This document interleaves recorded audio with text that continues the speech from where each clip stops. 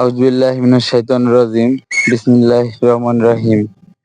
সম্মানিত বন্ধুরা, আজকে আমি এসেছি একটি তিলের ক্ষেতে। এই তিলের ক্ষেত সবেমাত্র শুরু হয়েছে। গাছটির বয়স খুব বেশি হলে ২০ থেকে ২৫ দিন এরকম সময় হতে পারে। তো আরো তিলটি হতে অনেক সময় লাগবে। তো অবশ্যই ট অবশ্যই যখন আবার তিল ফল আসবে, কাটা হবে, তখন আপনাদের আরেকটি ভিডিও দেখাবো। তো আজকে শুধু এই তিলের ক্ষেতের ছবিটুকুই আপনাদের দেখাচ্ছি। আপনারা দেখেন কত সুন্দর সারিবদ্ধভাবে।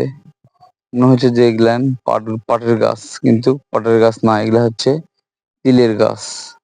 তো তিল দিয়ে বিভিন্ন কিছু তৈরি করা যায়। আমরা তিলের ভর্তা খেয়ে থাকি। তিলের একটা খাবার পাওয়া যায়, সেটা আমাদের এদিকে বলে তিলের খাজা।